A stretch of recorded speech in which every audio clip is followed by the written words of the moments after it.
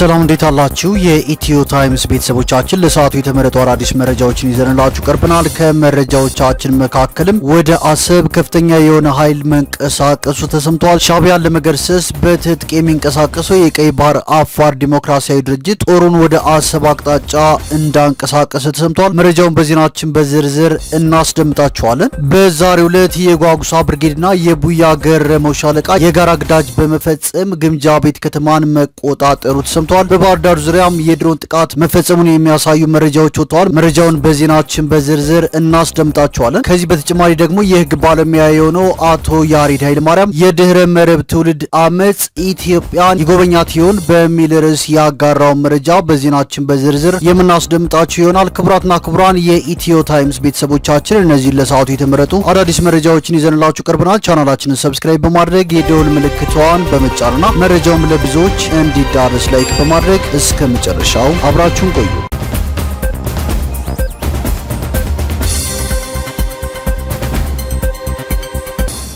ወደ መጀመሪያው መረጃችን ስናልፍ ወደ አሰብ ከፍተኛ የሆነ ኃይል መንቀሳቀሱ ተሰምቷል። ሻዕቢያን ለመገርሰስ በትጥቅ የሚንቀሳቀሰው የቀይ ባህር አፋር ዲሞክራሲያዊ ድርጅት ጦሩን ወደ አሰብ አቅጣጫ ማንቀሳቀሱን አሳውቋል። የኤርትራ መንግስት በዚሁ አቅጣጫ አለ ብሎ ካሰበው የኢትዮጵያ ስጋት ጋር በተያያዘ ጠንከር ያለ የኃይል ክምችት እንዳደረገም ቀደም ብለው ሲወጡ የነበሩ ዘገባዎች አመላክተዋል። ይህ ታጣቂ በዚሁ አቅጣጫ ከኤርትራ መንግስት ጋር ለዓመታት ሲፋለም የቆየ ሲሆን በቀደመው የኢህአዴግ መንግስት ወቅት ጠንከር ያሉ ወታደራዊ ድጋፎችን ያገኝ ነበር ተብሏል። የቀይ ባህር ዳርቻን ተንተርሶ የሚኖረው የአፋር ህዝብ በኢሳያስ አገዛዝ ከፍተኛ ጭቆና እየደረሰበት ነው በሚል ነፍጥ አንግቦ የተነሳው ቡድኑ በአሁኑ ሰዓትም ጦሩን ዳንኪላ ወደ ተባለ የኤርትራ አፋር ግዛት ፍልሚያ ለማድረግ እየተንቀሳቀሰ መሆኑን በኤክስ ገጹ ባሰራጨው ተንቀሳቃሽ ምስል አመልክቷል። ተንቀሳቃሽ ምስሉ ታጣቂ ቡድኑ በሚገባ የተደራጀ ትጥቅ ያለው መሆኑንም ያሳያል።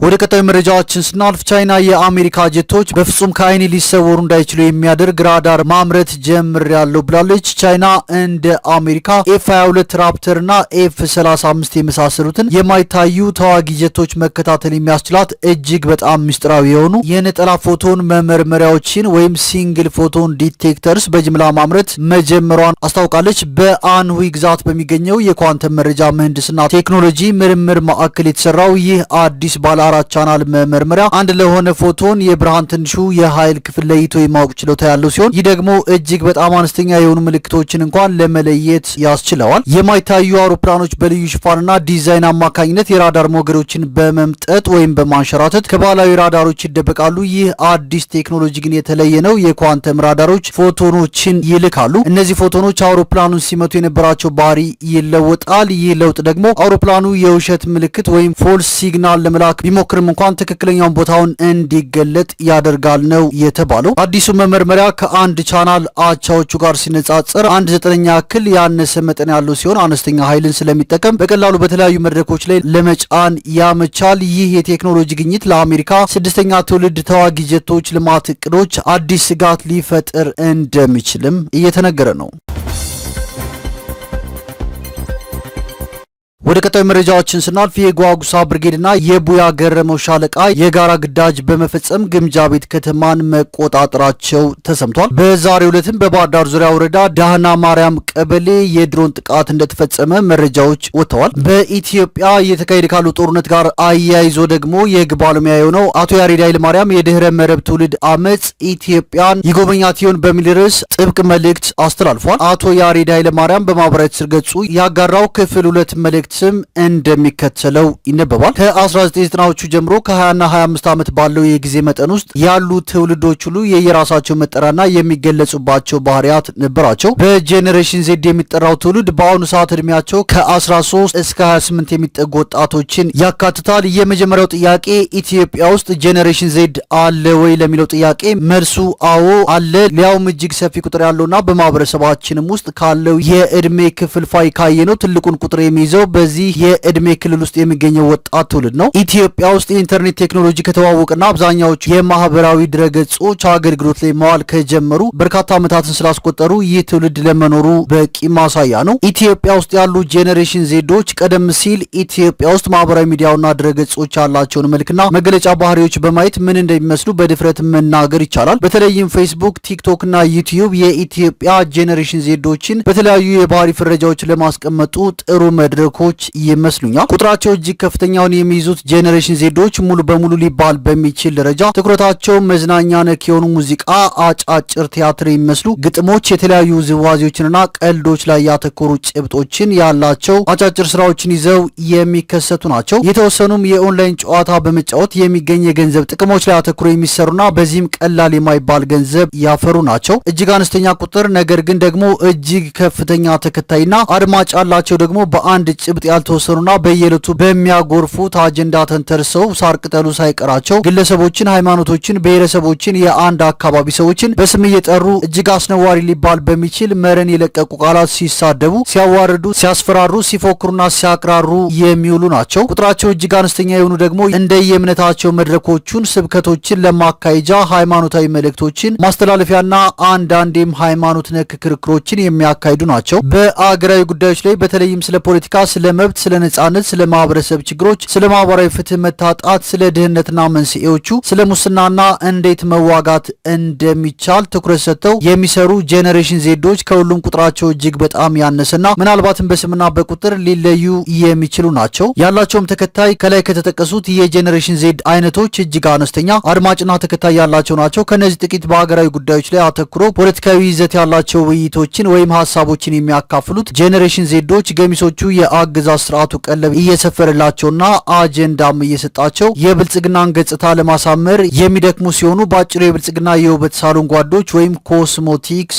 ባለሙያዎች ናቸው። የቀሩት ጥቂቶቹ ደግሞ በአንድ ብሔር ወይም ቡድን ወይም የተቃውሞ ጎራ ጫፍ ቆመው ከብልጽግና ተከፋይ ጄኔሬሽን ዜዶች ጋር እሰጥ አገባ ላይ ተጠምደው የሚውሉ ናቸው። የቀሩት በጣት የሚቆጠሩ ደግሞ በየመንደራቸው በየአካባቢያቸው ያዩትን፣ የሰሙትን፣ የታዘቡትን ሀገራዊ ሁኔታ ነቅሰው በማውጣት ፍጹም ጥንቃቄ በተሞላው መልኩ ብዙዎች ከስጋት በመነጨ በእውነተኛ ስማቸው ሳይሆን በሌላ ሰው ስም ወይም ለራሳቸው የፈረስ ስም አውጥተው በመንግስት ላይ የሰላ ትችቶችን የሚሰነዝሩና ያዩትን እጸጽ ሁሉ እየነቀሱ የሚያጋልጡ ናቸው። ሁሉንም የኢትዮጵያ ጄኔሬሽን ዜዶች አንድ የሚያደርጓቸው የወል መገለጫዎች መካከል ሁለቱን ብጠቅስ የመጀመሪያዎቹ ሁሉም በአፋኝ የፖለቲካ አውድ ውስጥ ተወልደው አፈናና ጥርነፋ በተንሰራፋበት ሀገር ውስጥ አድገው በነጻነት የማሰብ የመመራመር፣ ያሰቡትን ነገር በነጻነት የመግለጽ፣ ሀሳባቸውን በአደባባይ ተሰሚነት ባለው መንገድ የማቅረብ፣ በሀሳቦች ዙሪያ ያለምንም ስጋትና ፍርሃት የመከራከር ባህል ተነፍገው በአፈና ውስጥ ያደጉ በመሆናቸው ክፉና በፍርሃት ቆፈን የተመቱ መሆናቸው ነው። ሁለተኛው ደግሞ የዛሬ 40 ዓመት ህገ መንግስታዊ መሰረት ተሰጥቶት በሀገሪቱ የተተከለው የብሔርተኝነትና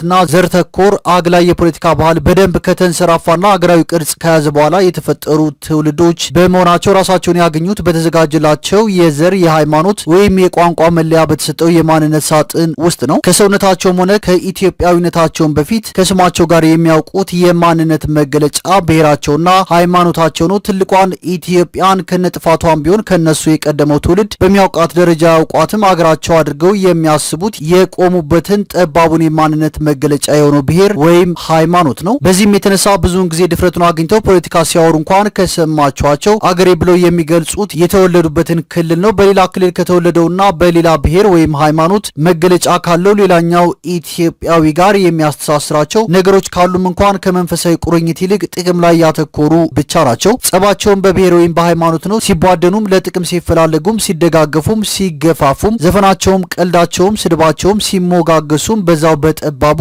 ማንነታቸው ውስጥ ተወስነው ነው። ጥቂቶች በተለይም በትላልቅ ከተሞች ተወልዶ የማደግ እድል የገጠማቸውና ከተቀላቀለ ማህበረሰብ መሀል የመኖርና የማደግ እድል የገጠማቸው ወጣቶች ከጠባቦቹ የማንነት ሳጥኖች አንገታቸውን አውጥተው ከሁሉም ጋር ተመሳስለው ለመኖር የሚጥሩ መኖራቸው ግን አይካድም። የኢትዮጵያው ጄኔሬሽን ዜዶች በአገዛዞቻችን የአፈና በትር ሞራሉ የላሸቀ በፍርሃት የሚርድ በጎመን በጤና አስተሳሰብ ሰለባ የሆነ የቀደመ ትውልድ ውጤቶች ስለሆኑ በብዙ መልኩ የተበደሉ አገራዊ ስሜት ብዙም የማይታይባቸው ወይም ቢታይባቸውም ከሀገራቸው ይልቅ ብሔራቸውን ወይም ሃይማኖታቸውን ወይም የግል ጉዳዮቻቸውን የሚያስቀድሙ እንዲሆኑ ተደርገዋል። በዚህ የተበላሸ የፖለቲካና ማህበራዊ አውድ ውስጥ መፈጠራቸው አልበቃ ብሎ ድህነት፣ የትምህርት ጥራት መጓደል፣ የንባብ ባህል ማጣት፣ ግልብ ብዙ ነገር የሚያውቁ የሚመስላቸው ነገር ግን በብዙ ጉዳዮች ላይ ያላቸው እውቀት ከማህበራዊ ድረገጽ መረጃዎችና ከጉግል መረጃ የማይርቅ በንባብ ያልተደገፈ ስብዕና የተላበሱ ነገር ግን በሁሉ ጉዳይ ላይ ሀሳብ ለመስጠትና ለመተንተን ደግሞ እጅግ ደፋሮች ናቸው። ማህበረሰቡ ከትውልድ ትውልድ ይዞ ያቆያቸው የመከባበር፣ የይሉኝታ፣ የቃላት አጠቃቀም ከአበላል አንስቶ የአለባበስ ስነ ምግባርና ሌሎች ባህሪዎቻቸውም እጅግ ጉራማይሌ የሆነና ወጥነት የሌለው በሞራል ልዕልና ያልታጠረ በመሆኑ ለሁሉም አይነት አደጋዎች እጅግ ተጋላጭ ናቸው። ምን ነው በዚህ ልክ አጣጣልክን እንዳይሉኝ ብዙ ደግሞ የሚገለጹ ጥሩ ነገሮች አሏቸው። አንዱን ብንጠቅስ ለጥቅማቸው ሲሉ በተለይም ገንዘብ ሊያስገኙ በሚችሉ ጉዳዮች አስፈላጊውን ሪስክ ሁሉ የሚወስዱ ራሳቸውን ለአዲስ አስተሳሰብ ክፍት ያደረጉና እንደየሁኔታው ተለዋዋጭ የሆነ ባህሪን በቀላሉ መላበስ የሚችሉ ናቸው። በዚህም የተነሳ በሀገራቸው ውስጥ በየብሔሩ ከተቧደነው ሰው ወይም የእድሜያቻቸው ይልቅ ከኢትዮጵያ ውጪ በየትኛውም ዓለም ላይ ካለ ሰው ጋር በቀላሉ መዛመድና ተግባብቶ ማደርና ቢጤያቸውን በዓለም አቀፍ ገበያ ላይ የማግኘት አቅም ያላቸው ናቸው። ወደ ዋናው ጥያቄ ስመጣ እነዚህን ወጣቶች ወይም የኢትዮጵያ ጄኔሬሽን ዜዶች ልክ በኔፓል፣ በኬንያ፣ በማዳጋስካር፣ በሞሮኮና በሌሎች የዓለማችን ክፍሎች እንዳሉ ጄኔሬሽን ዜዶች ተደራጅተው ወይም በደመነፍስም ቢሆን ተጠራርተው ለጋራ ጉዳያቸው፣ ለጋራ ችግሮቻቸው፣ ለተመሳሳይ በደሎቻቸውና ለሚፈጸሙባቸው ግፎች አብረው ሊቆሙ ሊታገሉና የስርዓት ለውጥ ሊያመጣ የሚችል ንቅናቄ ሊያካሂዱ ይችላሉ ወይ የሚለው ነው። የኔ መልስ እርግጠኛ በመሆን አዎ፣ ከላይ ያሉባቸው ፈተናዎችና ክፍተቶች ቢኖሩም ወደዚህ አይነት ሁኔታና ደረጃ ሊመጡ የሚችሉበት ሰፊ እድል አለ የሚል ነው ሲል አቶ ያሬድ ኃይለማርያም መልእክቱን በማህበራዊ ትስስር ገጹ አጋርተዋል።